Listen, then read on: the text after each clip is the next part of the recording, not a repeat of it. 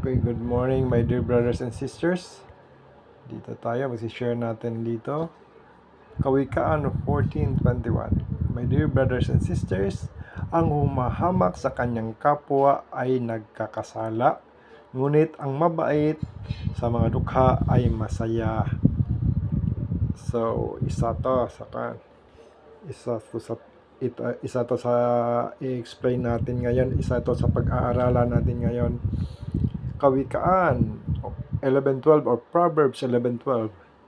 Ang humahamak sa kanyang kapwa ay kulang sa sariling bait, ngunit ang taong may unawa ay tumatahimik lamang. Okay. Ang humahamak sa kanyang kapwa ay kulang sa sariling bait.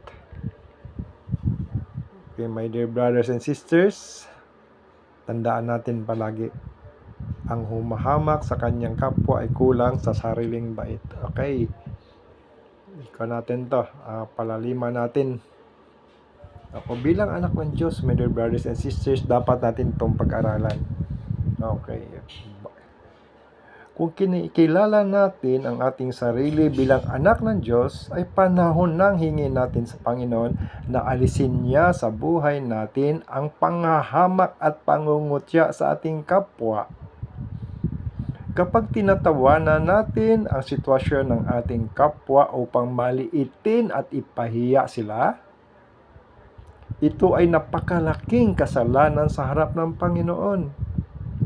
Kapag gumagamit na tayo ng mga laughing emojis upang maliitin at ipahiya ang ating kapwa, then sa mata ng Panginoon tayo ay kulang sa sariling bait.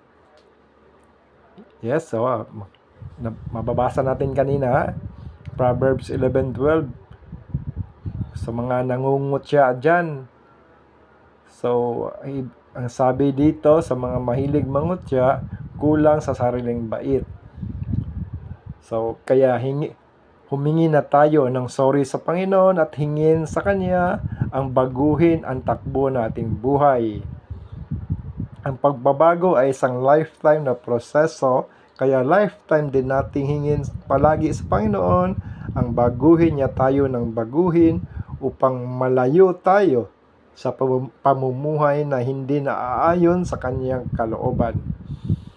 So, my dear brothers and sisters, ito ang dapat nating hingin sa Panginoon, ang baguhin ang ating ugali at asal.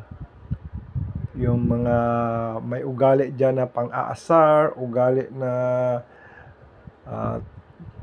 nasisiyahan